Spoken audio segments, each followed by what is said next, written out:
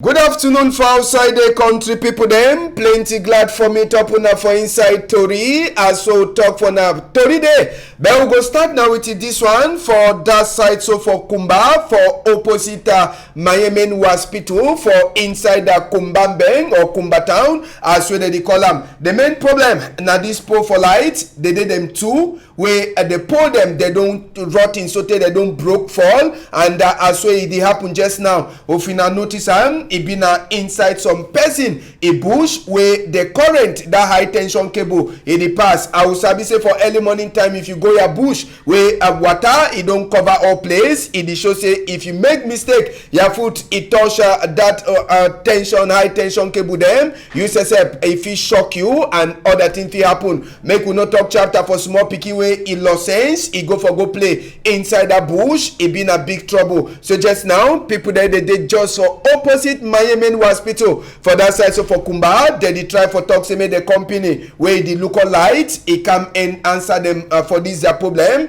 No na one pole but na two poles them where they fall na the number two pole that one at the same way two day for ground and a cable too it day for ground and a person in the bush and a place where picking them too that they go all time. So they talk na danger for inside this place. So company where the local light they the back may they can follow up on top this matter. We go come out for this poll where we sabi say na danger. We go enter just now for another matter. Una go sabi say this face it be there for social media some 1 month ago. Country people them in name na Fonjiko Dauda sabi say it be go chakara for some identity police place where they say identity never come out. But so they talk just now after plenty time we be there for Garum. A judge he pass order say make it come out and one time he go chop as well finish chop enter for house as well he sleep so he know the talk again he never wake up he come out on top that bed even a big brother wey be the talk for we talk say since we enter for house he never come out on top that bed as well he know the fair talk safe at all. Now waiting they don't do am for Fonjiko Dauda na the big question people that they ask and sabi self say this party man as well be there for back counter a woman he die on top bed where he be one born before they were even sign book say make the levy make it come up for outside. We hear say na e dey like say na one of the last chop them this where they call am saying japche where he come up for chop after we finish chop before as so na notice and country people them he says he enter for house since he never wake up again on top of bed as we Tori enter for inside we hear so at the check sense whether they go carry go na for hospital or waiting where it really happen with Fonjiko Dauda. We go come out inside this matter just now. We enter for matter for politics and we talk Cameroon Renaissance Movement. 8 of the party people that way they be block them for Garum. They don't gain their freedom just now and Barrister Sim is be there for welcome these 8 people them for Cameroon Renaissance Movement for 2 years. They be there for Garum. They be first take them from Fu they take them for Yoko, from Yoko they take them for Yawende, and according to which this man be the talk only the kind of way they knock them they suffer them for inside Garum. He be been around with them said if no na for say they been a member them for Cameroon Renaissance Movement then they for just talk say they don't tire say they no go do the thing way they do them again. But just now after when they come out they don't talk say that suffer they don't suffer them and their fight it go continue. They did them 8 in total where they left them after plenty years, and the woman says where the talk so now one of the woman there for the man where they left him he say glad plenty say they don't last come out after the 2 years where they don't spend them, and one man will be the talk for we if they say for inside gata for Fu now for they they knock them so te time no day and they talk say now for Sika say he come up from San Milima. So as well the talk 8 of them they don't get freedom and they don't talk say way make them before they enter for back counter they no go stop they go continue for fight. And just for remind we say they catch these people then lock them after where they be make waka for talk say they get for change things them for inside country. The book where it the look out as we vote they happen for we country and other thing them where they check say no the waka where they make them before the waka for roads then they catch them they say they go continue for that fight for Sika saying gata where they enter e don instead give them na power as we them say they be the talk for that side. So they don't get their freedom and they don't turn back for that side. So for San Milima, we e dey for South region for Cameroon country people them. Now government primary school Banefo now for Bafoussam 1 where this school is there. And the school, if we see them for some kind of far away, if they tell you say na school this, you go deny, you no go sabi say na place that way this small pikin them wey we dey ever talk say na tomorrow big people them na for that kind of condition wey they dey learn book. The school e don rot in so tey even a windows sef e no get. Inside one of the class they will enter, una fit notice and say they don abandon the class. Chair the way they don't broke now for inside class where they don't go put them, and the one way even get iron where the look up picking better no the follow. On other side now grass it don't cover the whole school for that side. So for government primary school Banefo where it dey for Bafoussam 1, and just now with the year say the number for picking the way they enter for this school this year, you know it plenty. Just for Sika say plenty mommy them they don't come out their picking them for the school for Sika the way the school it dey. And with the year say they be don't talk say they go fix the school, but so now they picking them that is also learn now for under that kind condition wey una say una don't see them now. Government primary school for Banefo inside Bafoussam 1 council or Bafoussam 1 subdivision for West region for Cameroon. So the people them too they debate say men governor minister for primary school book Professor Laurent Serge Etundingwa make it look inside this matter for school. Una fit notice am say na danger for picking them for the land for inside this kind of school where window no day and we class them they way they don't abandon them only for Sika say we no day with the fit build the classroom or for even replace zinc way for day. So now suffer we picking them for inside a Banefo them say then get just now for West region inside a Cameroon country people them. Now we go enter on top this other chapter 2, and na chapter where it concern insecurity for that side. So from Wangari then for inside Nkambe for side so for northwest region, and the 3 people that wanna see and where a population be the one knock them before the divisional officer come. According to Tori we enter we here they say na people them where they suspect say they don't kill some the business people them for inside town and other people them. Now why that way they catch them and deal from Canberra they call it Ngide Lawrence. Now it says we can beg population say may they not take power for their hand, but may they wait make na security and make governor he handle the matter. It time them where they don't join catch the 3 people there they suspect them. They say investigate. It go continue on top the matter. Ngide Lawrence he been at the divisional officer for that side so from Canberra. He talk from the microphone. Inside una million. No, she don't not assume say no. Sometimes I see the talk with this man. No, find out. This town camp maybe all man like I mean the town camp as it is so. We picking at the go school maybe all man like I mean we picking at the go school freely. No be so. Yes. So I congratulate the people that don't work together for bringing this success. Lord already take a Cameroon is state of law. Yes, they will carry out proper investigations. And if you can get any information, we will help for dismantle this network. This network we don't bring in new wave of insecurity again for inside Boa. And I will bring me all the information them so that we will crack that network and fix Boa for each and every one of us. No be so. So una go back now on our respective activities. We are always available. The Joe is always available here.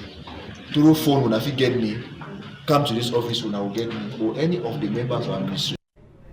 All right, now the divisional officer for Saiso from Kambe, named Ngide Lawrence country people them. We go remain for Northwest region and for talk say season for Mungwin, it don't start and it no go surprise you say for night you find plenty people them where they gather for some site, like say they cash na or they one carry na water, but na munguin that kaka the one at the siam na where they find them just now. So it's season, it don't reach, and na so plenty people them now they know the sleep. Now for that side, so for Tuba, for Northwest region where this EV Joseph it come out, and for Teluna that shining light so where they put them now the thing that way it make this munguin it come for day, and it been a big catching, and with the here when they catch and so where they don't dry them they sell them, and na money for some people them. So now why down I see picking them university picking them, even picking them for college, primary school them, or then the day outside for night for catch this munguin. They talk saying at time this, and plenty of them when they sell the munguin, so after where they don't dry them it help them for buy maybe rubbing oil, it buy even 1 or 2 things them for house. So now operation cashing for munguin just now. We go here wait to where this mommy says will meet up he talk time where this munguin there is so come out.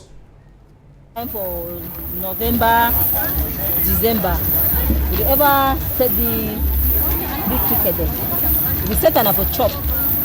So one way for cash, and I say me will connect that thing as you see and so, and they will connect bob there. As I will connect that bob then so, they will the camp. They follow that bob. When that bob they reflect to their eye, they will follow now the camp.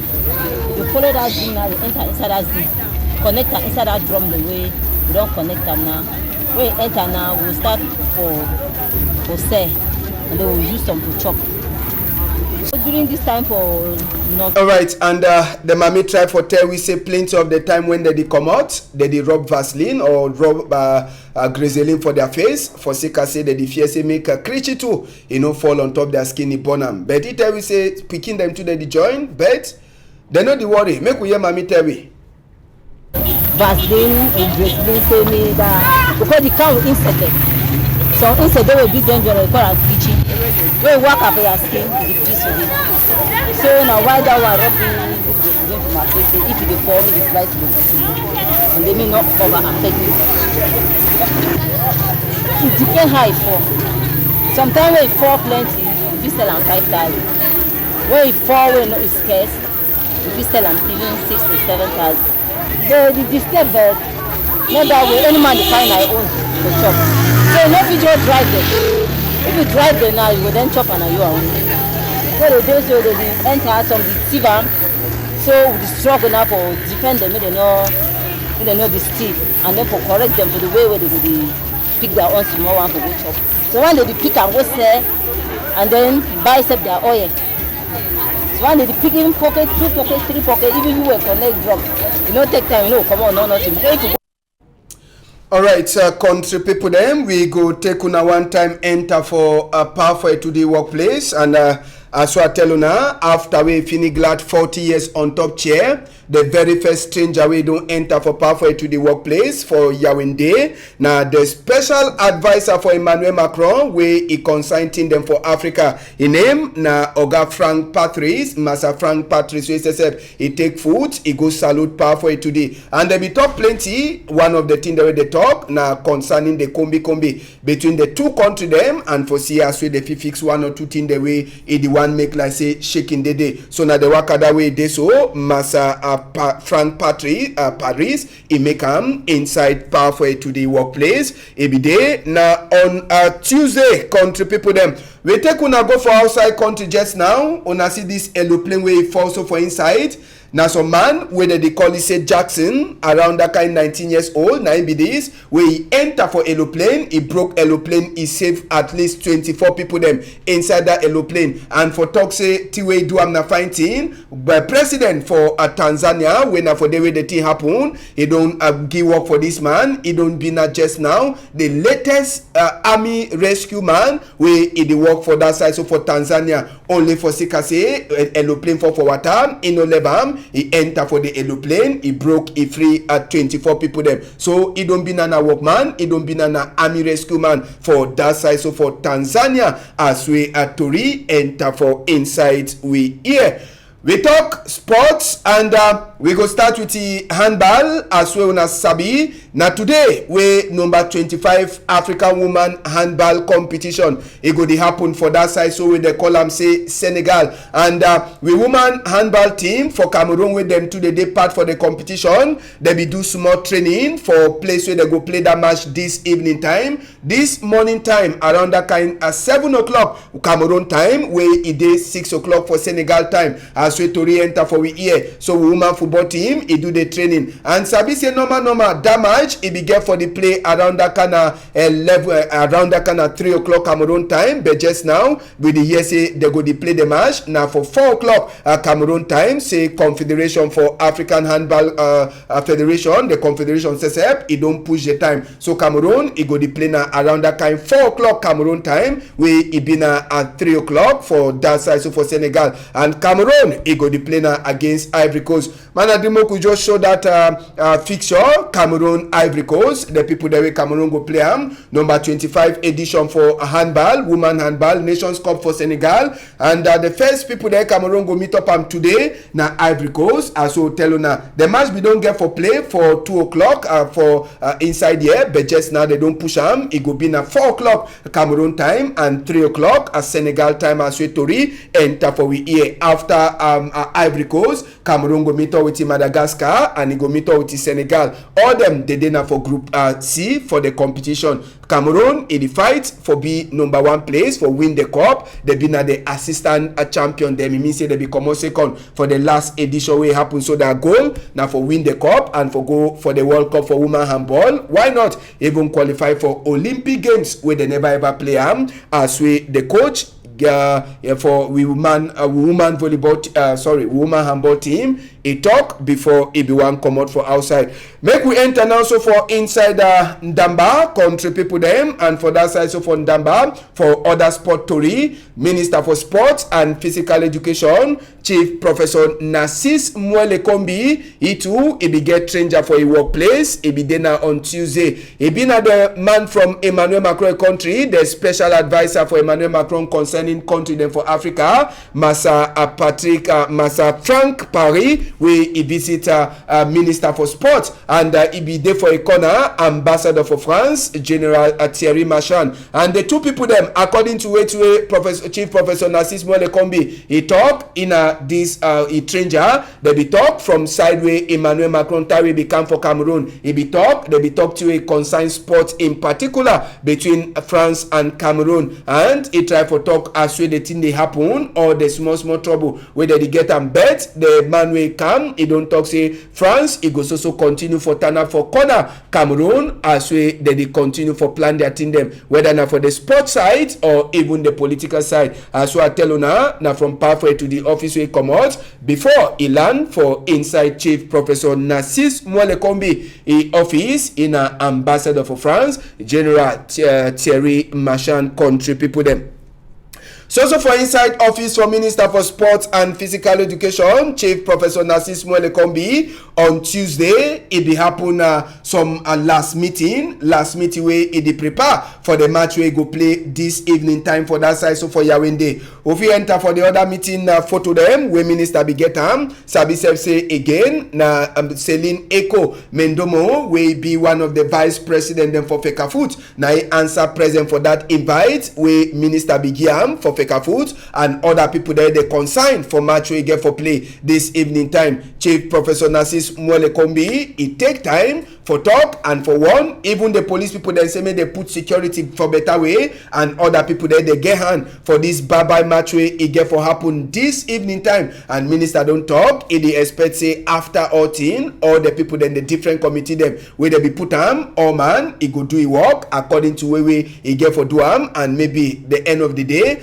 Cameroon it go laugh for security say them too they win the bobo match, the bye match where he go talk bye for country as well that they go for World Cup. I may not forget say that bye match now where they go give flag to for Cameroon. We never yet confirm, but Congo side be tell we say na Samuel Vondo Ayolo where he go come up from pathway to the office. Now he says he go give that flag for captain for women football team, except say last minute change the day. Now the Congo side that way he enter for inside we here. there. And concerning the match setup in the proper, the coach, assistant coach for we man football team, Simo Augustine, and one of the player them, Hashu Kerido, we all them, they train for that side for Yawinde scenes. Now them be meet up with Tori people them on Tuesday man, and they enter for the other one, as we the Tori people themselves, they be struggle for ask question for coach Simo Augustine and Hashu Kerido, we now all themselves, they become for the press conference before a match where they get for player match this afternoon. Yes, the conference room for Ahmadu Ahijo Stadium no be really flop that kind of way,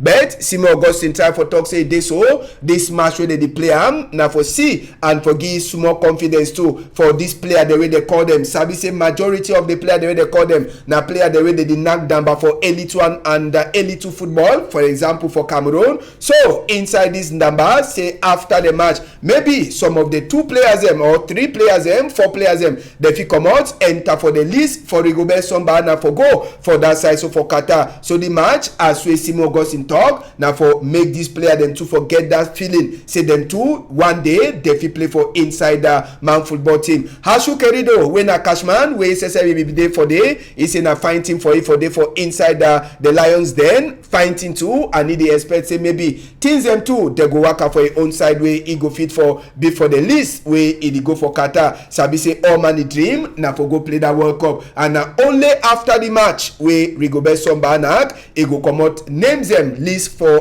players names of players them where they go follow go for Qatar for go play that 7 match them and turn back. Why not with the cup? And Samuel Eto'o will be president for Cameroon Football Federation. He no left this player them for only continue for the train. We he no go meet up them talk. Samuel Eto'o he be meet up with this player them for Saiso from Guayaquil training ground. He talk with them and he make them for understand. Say now for them for show wait they sabi. They no sabi if maybe luck if you come for them instead for 1, 2 player them maybe 4 player them they come up for Cameroon for go play World Cup with them too. They fit also get that chance. No be now only player the way they play for outside country. They must to get that opportunity for play for BB competition. Even them if they play fine, they fit go. So Samuel Eto'o he talk for them and he say they expect for see fine thing from them this afternoon for inside Ahmadu Ahijo Stadium for inside Yaoundé. So now the thing that we expect to foresee what they go do now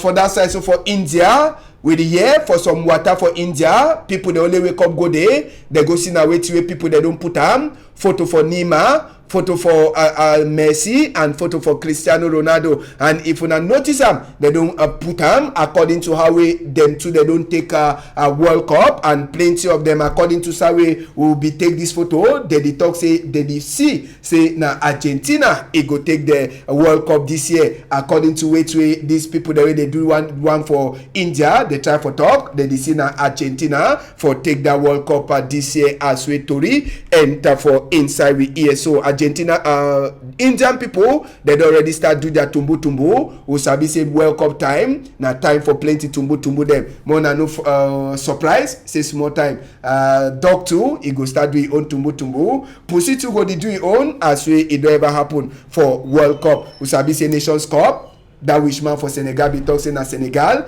and na Senegal a win for Nations Cup. So we dey follow up as wetin dey happen for this World Cup. Alright, country people them just now we go enter for inside the newspaper the way they dey outside the guidance post wey dey outside this afternoon. Country people them he concentrate now for on top this cargo them for man wey they call am say Baba Dampolio wey they take cargo them for that side. So for South Africa country people them una fit read that Tori in the proper for inside the guidance post plus even Tori wey he consign Powerful Etudi according to way Powerful guidance post the talk say Powerful Etudi na gift wey he come up from God for Cameroon. Now who talk that one una fit read am for inside the guidance post. Guidance post to tell we as we Minister Manauda Malashi he said he don't try for talk wait Powerful Etudi don't do am for the health sector for Cameroon. All that chapter them una go read for inside the guidance post. We go enter just now for the Voice newspaper wey dey outside this afternoon. Country people them inside the Voice they talk for we 40th big day for members say power for to the she don top chair say Mr. J it see as we plenty people them or plenty things that they don't happen. They count the number of things them where the governor don't give for them. Una fit read that chapter and we hear as we CPDM people them too they be full up for commercial avenue for inside Bamenda. This one now the first time where they happen for inside 6 years. And Paul Tasong they again just now Tamanjong we don't enter for continue the work with Paul Tasong start for build back Northwest and Southwest. Una fit read all that chapter for inside the voice. We go take una enter for the Herald Tribune where they too for outside this afternoon. Inside the Herald Tribune they talk for we number 40 here for member power on top chair. They say strong people there they don't support ANDP party for inside Mr. J. They don't cross carpet. They don't enter just now for CPDM. Say plenty of them they cross enter CPDM. Una go read to a consign over 50,000 people them. Over 50,000 people there they expect say they get for a cam for Dan Gando for put the new big man or the new fund for a Mancon on top chair. That one from the festival will go happen for Mancon from December 15 2022 so take for January 15 2023. Una go read that chapter plus even problem for anglophone trouble where the tell we say na anglophone people necessary they don't come out overall first for pharmacy exam. So now picking the way they come up from Northwest and Southwest where they dey for inside the list for people that they pass that exam for pharmacy. As with the Herald Tribune it talk for we this afternoon. Municipal updates another newspaper will look for inside country people them it tell we say program for Berry Professor Enotan Jong it don't come out how that program is there. Una fit read am inside Bamenda palava for this cooking gas a place where they don't go open and just now the city mayor it talk say that one it go help say maybe net for Bamenda it turn out fine. And Limbe one council says it don't gather woman them and girl for make them understand say them says they important they get it they important for get married book them for them where they already married. Una fit read that chapter plus other to read them where it consigns Senator Andrew Mofa where he says he get on top for talk concerning power for it today where he glad 40 years on top chair. All that to read them, una fit read them for inside the newspaper they will show now this afternoon country people them. Now just the thing that will get them inside the Tory House this day, but that's how they come out. We get case for person where he don't lost and this speaking we them they call it say Chuagua Formene Desmond we don't lost and na Masa Meli Noel he bring the photo for you. So if you don't see Desmond for any side country people them number way dey for before tele 679-781-477 651-680-517 number they will wanna use them for call or take a Desmond take it go for any police or gendarme workplace where it dey for corner. They say plenty dash it wait any man wey fit help them for find this pikin where it don't lost. I swear they write them inside book where they bring them for your country people them. We don't finish story for this afternoon. Big thank you for Innocent Abega. Now he put camera for my before. For backside, we get Manadine, we get Malice. We not forget Jonathan and Zephyrin Gonji. We all them the join hand for Seme Tori Waka Fine. Hey Papa God Grey, we go meet up for Thursday morning time with Tori as so go level now for this half time. Una all am tight country people there.